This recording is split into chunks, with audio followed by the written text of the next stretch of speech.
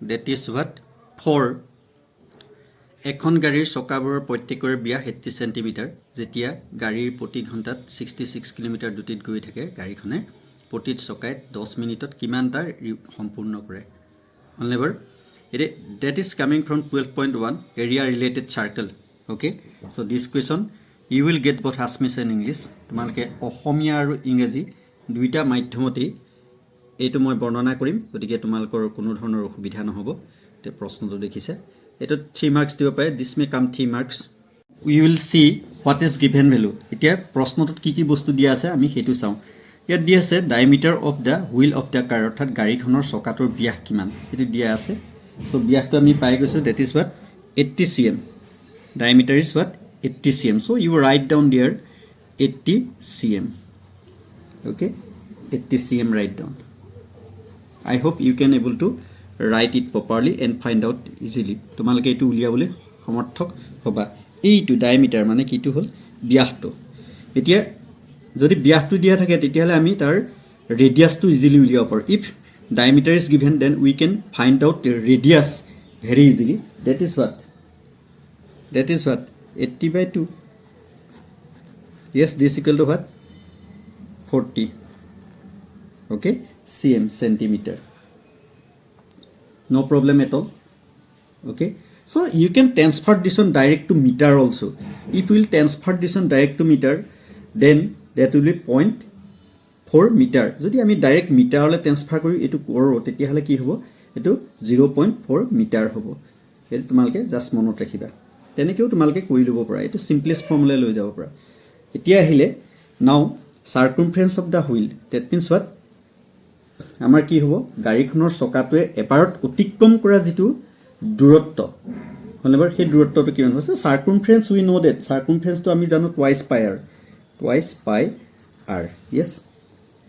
yes then twice pi you write this one you write this one here only one place you write এঠাইত লিখিবা এটো অসমীয়াত লিখিলে এনেকৈ লিখিবা গাড়ীখনৰ চকাটোৱে অতিক্ৰম কৰা দূৰত্ব হলেবাৰ twice pi r এবাৰত অতিক্ৰম কৰা দূৰত্ব so this equal to what yes this equal to what twice pi will be remain same twice pi yes then r is there r we have got r to ami palo that is what 40 centimeter eto 40 centimeter তেতিয়ালে ইয়াত তুমি 40 centimeter to লগাই দিলে হৈ গল 40 centimeter so this equal to what 240 sir 80 pi cm centimeter এটা হলকে easily পাই গলা okay এটা হলে কোনো ধৰণৰ দিগদাৰ নহব বুলি মই ভাবিছো তোমালকৰ এতিয়া আমি কি উলিয়াব লাগিব আমাৰ বস্তুটো আমি গাড়ীখনে 10 মিনিটত অতিক্ৰম কৰা অৰ্থাৎ 10 মিনিটত কিমান পাইছে distance travel by the car in 1 hour that is what 66 kilometre তেহেতু আমি লিখি লব পাৰো ডিসটেন্স ট্ৰেভেল এটো মই ইয়াত তোমাক জানিবৰ কাৰণে লিখি দিছো distance travel by the car in 1 hour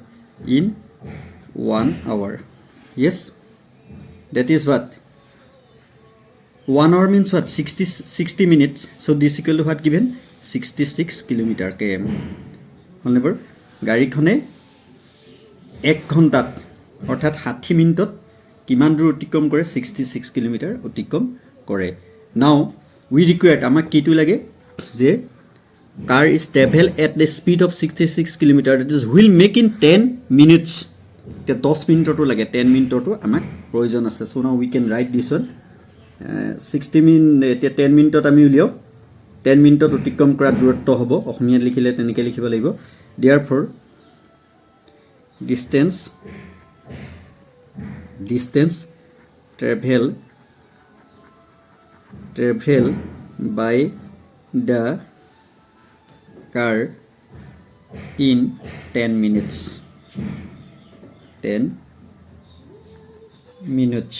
হলে so this equal to what এটো সমান কি হ'ব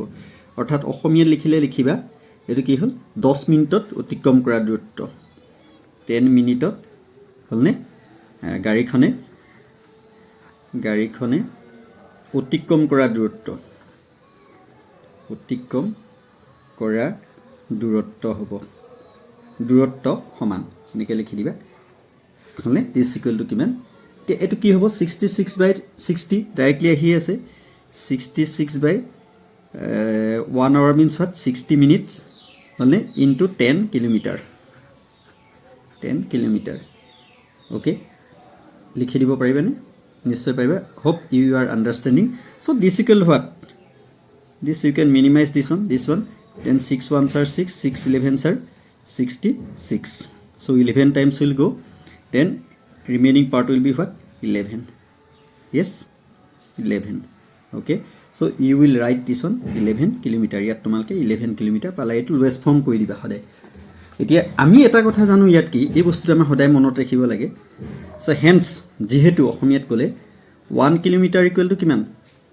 1 kilometer equal to 1000 meter 1000 meter yes 1 kilometer equal to 1000 meter and 1 meter equal to what then 1 meter equal to 100 cm মই আগতে এটা কথা কৈছিলো যে you can transfer this one to meter also এটো তোমালকে মিটাৰলে কনভাৰ্ট কৰি দিব পৰা তেতিয়া হ'ব 0.4 মিটাৰ এই বস্তুটো কনভাৰ্ট কৰি তোমালকে গণিতটো লোৱেষ্ট ফৰ্মুলা নি কৰিব পাৰা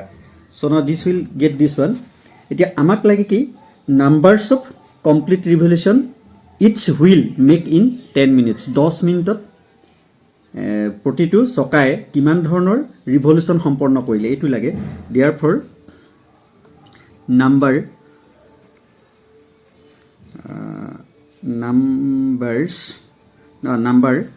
of not numbers number of complete revolution okay revolution how many minutes kiman dise each will make in 10 minutes etu question opra ulialeba from the question each will makes in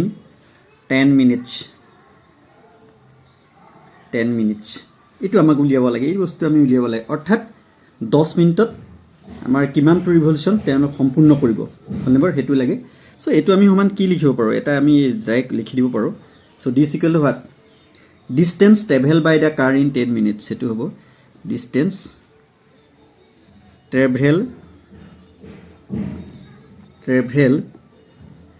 by the car in 10 minutes yes m means minutes here minutes minutes okay so whole divided by circumference of the wheel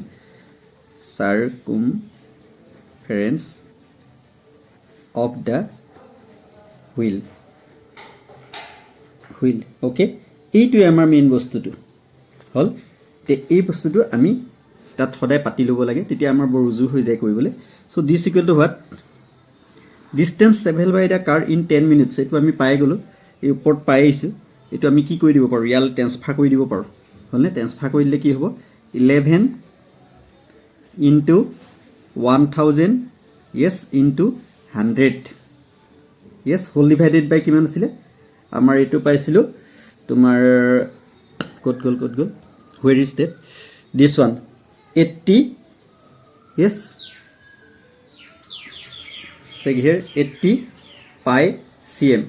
এইটো circumference of the wheel অর্থাৎ পরিধিটো কিমান হ'ব এটো আমি ইয়াত উলিয়াই থৈ গৈছো so we got this one so you write this one 80 okay into pi means what 22/7 okay you can write pi's value here also 22/7 that's this way also you can do it it's up to you কেনে ধৰণৰ কৰা এটো তোমালোকৰ নিজৰ নিজৰ ওপৰত নিৰ্ভৰ কৰে যি ভাগে সুবিধা হয় সেই ভাগে কৰিবা how can you like this one you can do that way now this will come 11 into will come what then 1000 into 100 then this will be reciprocal one this will go up into 7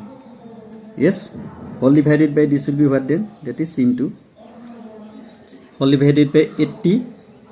into 22 this 22 this will come here 22 so this equal to you will get what you just divide this one after multiplying you just divide